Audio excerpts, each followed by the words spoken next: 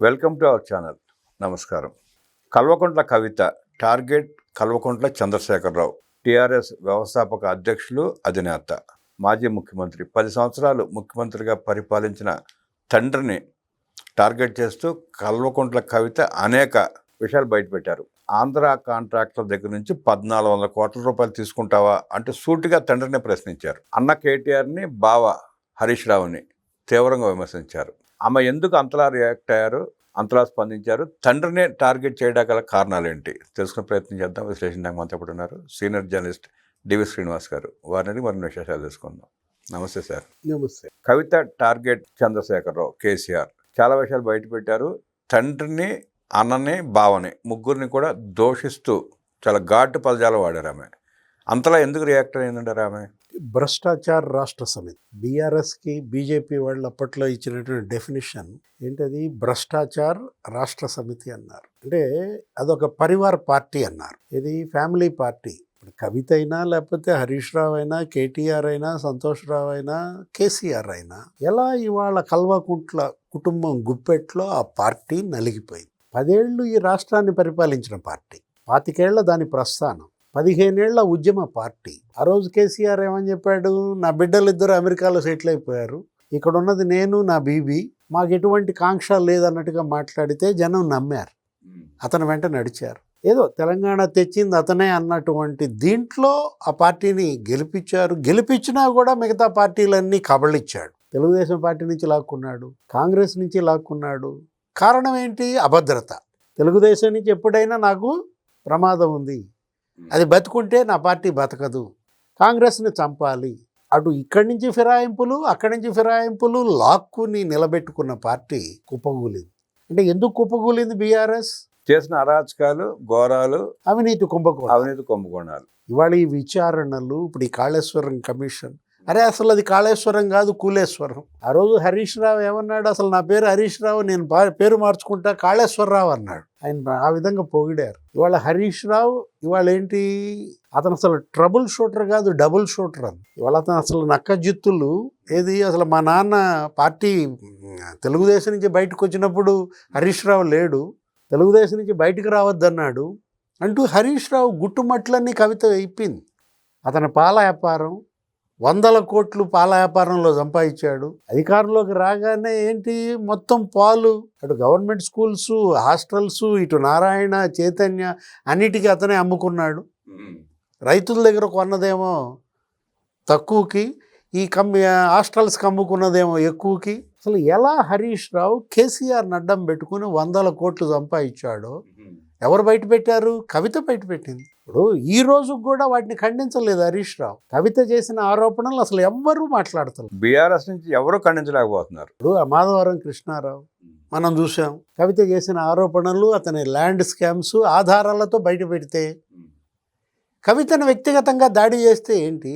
ఇప్పుడు తను మీతో విభేదించింది, బయటకు వచ్చింది, పార్టీ పెట్టుకుంది. ఆ తెలంగాణ రాష్ట్ర సమితి, రక్షణ సమితితో ఏదో ఇచ్చారు. ఆ పేరు ఇప్పుడు మళ్ళా లాక్కోవాలని ఈసీ 1000 కంప్లైంట్లు చేశారు. పర్మిషన్ ఇచ్చినటువంటి ఎలక్షన్ కమిషన్ మళ్ళీ ఇప్పుడేంటి?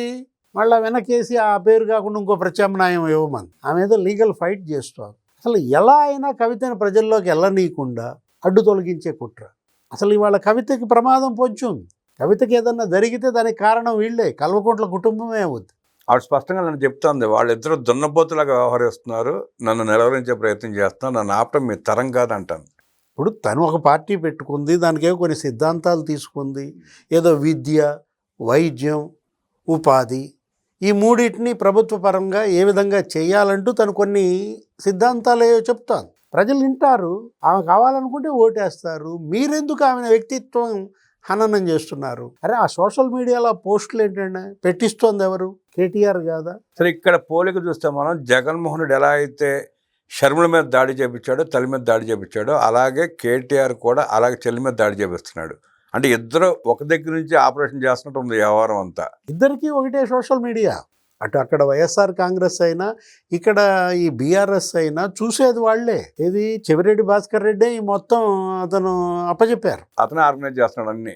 వీళ్ళ సోషల్ మీడియా ఇవాళ గతంలో విజయసాయిరెడ్డి చూసేవాడు, విజయసాయిరెడ్డి వదిలేశాడు. ఆ తర్వాత సజ్జల తీసుకున్నాడు, సజ్జల భార్గవన్ పెట్టారు. చెవిరెడ్డి భాస్కర్ రెడ్డి ఓ బ్రహ్మాండంగా చేస్తున్నాడు. మీరు తెలిసే ఉంటుంది, మీరు అప్పుడు మీడియాలో కూడా వచ్చాయి. ఏంటి, బీఆర్ఎస్ వాల్ క్లాక్లు చంద్రగిరిలో పంచారు. అవును, పంచారు. ఆ చెవిరెడ్డి ఫోటో దించారనుకోండి, లోపల కారును కేసీఆర్ ఫోటో బయటకు వచ్చాయి ఆ వాల్ క్లాక్లు. ఇక్కడ మిగిలిపోయినా అక్కడ పంచారు తీసుకెళ్ళి స్టిక్కర్. ఇప్పుడు వీళ్ళిద్దరి మధ్య బంధం ఎవరికి తెలియంది? ఇది అటు జగన్మోహన్ రెడ్డి అయినా ఇటు కేసీఆర్ అయినా. ఇప్పుడు ఆ రోజు మనం చూసాం, రోజా ఇంటికి వెళ్ళి కేసీఆర్ ఏమన్నాడు, అక్కడ ఏదో రొయ్యలో ఏదో అంటున్నాడు, చేపల కూర ఏదో చెప్తుంటాడు, రేవంత్ రెడ్డిని కూడా తిట్టిందేమో మొన్న. అరే భేషజాలు లేవు, బేసన్లు లేవు అన్నాడు. అవును, భేషజాలు లేవు, బేసిన్లు లేవు. అసలు ఇవాళ రాయలసీమ ఇవాళ అసలు అది నిలబడాలి, అంత గొప్ప మ్యాగ్నానిమిటీ. రాయలసీమ నేను అభివృద్ధి చేస్తా అన్నాడు. అట్లాంటి కేసీఆర్ మళ్ళా ఉద్రిక్తతలు రెచ్చగొట్టడం, తను ఓడిపోతున్నానని తెలిసి జగన్మోహన్ రెడ్డిని ఏపీ పోలీసుని సాగర్ మీదకు పంపమంటాడు. అక్కడ తిరుపతిలో చేపల కూర అంత పొగిడి వచ్చిన వెంటనే రాయలసీమ లిఫ్ట్ ఇరిగేషన్ ఆపిచ్చి తన ఆనందం తీర్చుకున్నాడు. హరీష్ రావే చెప్పాడు, ఏది మేమే లేఖ రాసాం, మేమే ఆపిచ్చాం జగన్మోహన్ రెడ్డితో అని. కేసీఆరే చెప్పాడు అసెంబ్లీలో, నేనే చెప్పాను జగన్మోహన్ రెడ్డికి పోలవరం ఒక అడుగు తగ్గించుకోమన్నాను, జగన్మోహన్ రెడ్డి ఒప్పుకున్నాడు అన్నాడు. సరే, ఆమె తండ్రిని అన్ననే బావని టార్గెట్ చేస్తూనే ఆ ఆంధ్ర కాంట్రాక్టర్ దగ్గర నువ్వు తీసుకున్న 1400 కోట్ల రూపాయలు ఆత్మ బలిదానాలు చేసుకునే బిడ్డలకు పంచాలి, నువ్వు ₹1 కోటి అడిగని చెప్పి ప్రశ్నించింది, అడిగింది, డిమాండ్ చేసింది. ఆ ఒక్కటి మంచి మాట మాట్లాడింది. తన అన్న మాటలో వాస్తవికత ఉంది. ఏది వాళ్ళ రియాలిటీ, తెలంగాణ ప్రజలు కోరుకునేది 1400 కోట్లు. అసలు దేశంలోనే సంపన్న ప్రాంతీయ పార్టీ ఏది బీఆర్ఎస్ ఎలా అయింది? 10 ఏళ్ళు ఏది కేసీఆర్ పరిపాలనలో జరిగిన అవినీతి కుంభకోణాలు, కాంట్రాక్టర్లను బెదిరించి వసూళ్ళు. ఏ ఆంధ్ర వాళ్ళ మీద అయితే ద్వేషం అతను రెచ్చగొట్టాడో, విషం గక్కాడో, అదే ఆంధ్ర కాంట్రాక్టర్లు కదా 10 ఏళ్ళు. ఇప్పుడు పెద్దిరెడ్డి రామచంద్రారెడ్డిగా ఇక్కడ కూడా కాంట్రాక్టులు, పొంగులేటి శ్రీనివాసరెడ్డిగా అక్కడ కూడా కాంట్రాక్టులు. జగన్మోహన్ రెడ్డి ఏమో పొంగులేటి శ్రీనివాసరెడ్డికి ఇస్తాడు, కేసీఆర్ ఏమో పెద్దిరెడ్డి రామచంద్రారెడ్డికి ఇస్తాడు. వాళ్ళే 1000 కోట్ల ప్రాజెక్టులు వాళ్ళే. ఇక మేఘా సంగతి చెప్పాల్సిన పని లేదు. ఇప్పుడు మేఘా కృష్ణారెడ్డి అక్కడ ఇక్కడ అన్ని చోట్ల ఆయనే, దేశం మొత్తం ఆయనే. అంటే ఆంధ్ర కాంట్రాక్టర్లు ఇవాళ బీఆర్ఎస్కి ఇచ్చినటువంటి ఎలక్టరల్ బాండ్స్, ఇదే ఇప్పుడు చెప్తున్నటువంటి 1400 కోట్ల రూపాయలు పార్టీ ఫండ్ అంతా కూడా ప్రజలకు ఇచ్చేయమంటాను. 1400 మందికి ఇచ్చేయమంటాను. అమరవీరులు ఎవరైతే ఉన్నారో వాళ్ళందరికీ కూడా ఆ కుటుంబాలకు తలా ₹1 కోటి ఇవ్వండి అంటాను. ఎందుకంటే వాళ్ళ బలిదానాల పైన ఏర్పడిన పార్టీ రాష్ట్రం ఇది తెలంగాణ రాష్ట్రం. వాళ్ళకేమైనా న్యాయం జరిగిందా? అతను ఎవరు, శ్రీకాంతాచారి. ఆ బలిదానాల మీద నిర్మితమైన రాష్ట్రాన్ని దోచుకున్న ఈ కుటుంబం వీళ్ళు ఆ 1400 కోట్లు ఇవ్వడంలో తప్పులేదు. ఒక్కొక్క కుటుంబానికి ₹1 కోటి పంచమని కవిత అన్నది. ఎందుకని దానిపై నోరు విప్పలేదు? కేటీఆర్ అయినా, హరీష్ రావు అయినా, కేసీఆర్ అయినా కవిత చేసినటువంటి సూచన ఎందుకని మాట్లాడరు? సూచనకి స్పందన లేదు, తిట్టిన తిట్లకి స్పందన లేదు. అంటే ఏంటి? దొంగలు, తేలు కుట్టిన దొంగలు అన్నమాట. కవిత కుట్టిన దొంగలు. ఇక్కడ కవితే వాళ్ళ పాలిట ఒక తేలైంది. ఆ 10 సంవత్సరాల ప్రభుత్వంలో ఆమె కీలక పాత్ర పోషించింది. గుట్టుమట్లని తెలుసు, ఎక్కడ ఎంత దోపిడీ జరిగిందో, ఏ కాంట్రాక్టర్ ఎంత ఇచ్చాడో అవగాహన ఉంది ఆవిడకి. తోడు దొంగలు.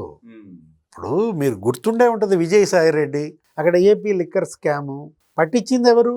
విజయసాయిరెడ్డి. ఇప్పుడు కెసిరెడ్డి రాజు ఇవాళ విజయసాయిరెడ్డిని ఏమంటాడు, బట్టే బాజనో ఏదో తిట్టాడు. మొత్తం ఒక 25 మందో ఏమి వెళ్ళారు జైలుకి ఆ కేసులో. జగన్మోహన్ రెడ్డి ఏ విధంగా ఏపీ లిక్కర్ స్కామ్, అసలు ఎలా 3600 కోట్లు కాదు, అది 36,000 కోట్ల స్కామ్. అంటే వాటాల్లో తేడాలు వచ్చాయి, విజయసాయిరెడ్డి అది పట్టించాడు. ఇప్పుడు ఇది కూడా అదే, కవిత కూడా తోడు దొంగలే వీళ్ళందరూ. ఎవరు? కేసీఆర్, లేకపోతే హరీష్ రావు, సంతోష్ రావు, కేటీఆర్, కవిత అందరూ కలిసి చేసిన అవినీతి. ఇప్పుడు వాటాల్లో తేడాలు వచ్చాయి కాబట్టి కవిత ఈ కుటుంబం నుంచి బయటకు వచ్చింది, అన్నీ బయటపడుతున్నాయి. కవితని జైలుకి పంపించారు. ఇప్పుడు తీహార్ జైల్లో కవిత ఉన్నప్పుడు కనీసం పలకరించడానికి కేసీఆర్ వెళ్ళా, కూతురు జైల్లో ఉంటే. కేటీఆర్ డబల్ స్టాండర్డ్స్, అతనేంటి ఏదో లీగల్ ఫైట్ చేస్తున్నట్టు, లాయర్లను మాట్లాడుతున్నట్టు, అంతా ఒక నటన. కవిత జైలుకి వెళ్తే కనీస సానుభూతి కుటుంబం నుంచి రాలేదంటే ఇవాళ మళ్ళీ ఆమె బాధ. అందుకే కదా ఈ పార్టీ పెట్టింది. ఇవాళ కుటుంబం మీద తిరగబడింది, వీళ్ళందరినీ ఇవాళ నడి రోడ్డు మీద బట్టలు ఉడదీస్తాను, నగ్నంగా నిలబెడుతాను.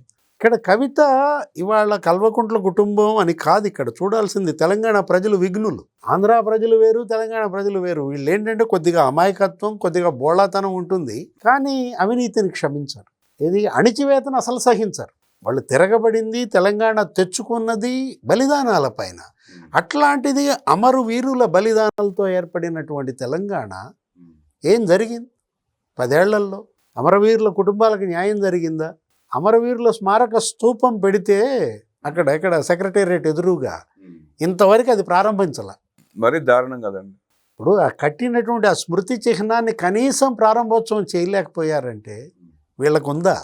అంటే వీళ్ళ చిత్తశుద్ధి అంటే బయటపడతా ఉంది. అమరవీరుల పట్ల కానీ లేకపోతే బలిదానాల పట్ల కానీ కేవలం ఏంటంటే స్వార్థం, రాజకీయం, దోపిడీ, డబ్బు. అంటే వీళ్ళ యొక్క డబ్బు దావాదిరి ఏ స్థాయికి వెళ్ళిందంటే సంపన్న రాష్ట్రంగా ఉన్న తెలంగాణ అప్పుల పాలై ఆ రోజు 100 కోట్ల మిగులు బడ్జెట్తో ఈ రాష్ట్ర విభజన జరిగితే ఇవాళ 8 లక్షల కోట్ల అప్పులు పాలయ్యింది. బట్టి విక్రమార్క మొన్న బయట పెట్టాడు. 2014లో కేసీఆర్ ముఖ్యమంత్రిగా అయినప్పుడు 78,000 కోట్లు ఏమొచ్చిందంట. మరి ఇవాళ 8,78,000 కోట్లు.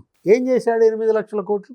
కాళేశ్వరం 1,00,000 కోట్లు. అంటే 8 లక్షల కోట్ల రూపాయలు అప్పుతో పాటు బోనస్గా కూలేశ్వరం అప్పు చెప్పాడు. 1,30,000 కోట్లు కాళేశ్వరం కడితే 5 ఏళ్లలో 100 టీఎంసీలు వాడుకున్నారంట, కూలిపోయింది. మేడిగడ కూలిపోయింది. అదేమంటే మాకు అప్పచెప్పండి, ఒక 3 నెలలు మంత్రి పదవి, నీళ్ళు ఇస్తా అంటున్నాడంట హరీష్ రావు. ట్యాంకర్లో తీసుకొచ్చి పోతాడేమో పొలాల్లో. కవిత పాల గురించి చెప్పు ముందు. అదేదో పాల స్కామ్ అంటుంది, మిల్క్ స్కామ్. నీళ్లు నువ్వు ఇవ్వటం కాదు. సార్ నేను ఇంత అని ప్రగల్భాలు పలికి కేసీఆర్ పరిపాలన చేతకాక, అభివృద్ధి చేతకాక, సంక్షేమం చేయడం చేతకాక ఫోన్ ట్యాపింగ్లతోనే 10 సంవత్సరాలు పాలన సాగించాడు.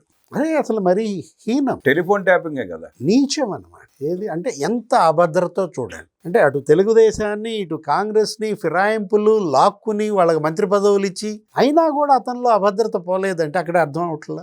కవిత ఫోన్ కూడా ట్యాప్ చెప్తారని చెప్పి ఆరోపణ చేసింది ఆమె. క్షమించకూడదు. ఏది ఇలాంటి పార్టీని ఇటువంటి నాయకుల్ని చరిత్ర కాదు జనం క్షమించకూడదు. ఏది అటు టెలిఫోన్ ట్యాపింగ్ అయినా లేకపోతే ఇటు ఈ ఛత్తీస్గఢ్ విద్యుత్ కొనుగోళ్ల కుంభకోణం అయినా, భద్రాద్రి యాదాద్రి పవర్ ప్లాంట్లు పెడుతున్నామన్నారు, 50,000 కోట్ల స్కామ్ అంట. అంటే ఇప్పుడు ఇక్కడ ఏది అటు భూములు అదో పెద్ద ల్యాండ్ మాఫియా.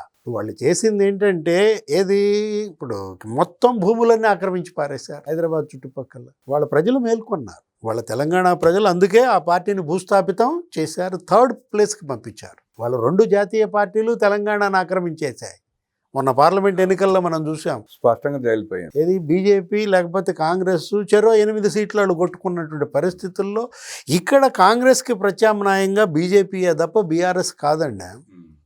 తెలివిగా కాంగ్రెస్ రేవంత్ రెడ్డి ఏం చేస్తున్నాడో తెలుసా? బీజేపీ కాదు మాకు ప్రత్యామ్నాయం బీఆర్ఎస్ అని చెబుతున్నాడు. ఇప్పుడు బీఆర్ఎస్ 10 ఏళ్ళు పరిపాలన చూశారు, ఇంకా బీఆర్ఎస్కి ఎందుకు అవకాశం ఇస్తారు? చూశారు, ఒక్కొక్క స్కామ్ బయటపడతా ఉంది. అందులో కేసీఆర్ కూతురే బయటపడతా ఉంది అనేక స్కాములు. ఇంకా ప్రజలు ఎందుకు వస్తారు? ఇప్పుడు నీ పరిపాలన చూశారు. ఇప్పుడు రేవంత్ రెడ్డి ఇప్పుడు 3 ఏళ్లుగా ఆయన పరిపాలన కాంగ్రెస్ పార్టీ. కాకపోతే అతను రేపొద్దున ఎన్నికెళ్తాడు. ఏంటి, కేసీఆర్కు 2 సార్లు ఇచ్చారు, రాజశేఖర రెడ్డికి 2 సార్లు ఇచ్చారు, చంద్రబాబుకి 2 సార్లు ఇచ్చారు, కాబట్టి నాకు కూడా 2వ సారి ఇవ్వండి అని అడుగుతాడు. Let the people may decide. నువ్వు చేసిన హామీలన్నీ నెరవేరిస్తే, ప్రజలు నీ పట్ల సంతృప్తి చెందితే రేవంత్కి 2వ అవకాశం దొరకచ్చు. కానీ బీఆర్ఎస్కి మాత్రం వాళ్ళ పొరపాటును కూడా ఛాన్స్ ఇవ్వరు. ఎందుకంటే వాళ్ళకి ప్రత్యామ్నాయం బీజేపీ ఉంది. ఏది ఓహో 10 ఏళ్ళు ఈయన చూసాం, టీఆర్ఎస్ బీఆర్ఎస్ బొంద పెట్టారు. ఇప్పుడు రేవంత్ రెడ్డిని చూసాం, కాంగ్రెస్ను చూసాం, ఇంకా చూడాల్సింది ఎవరిని?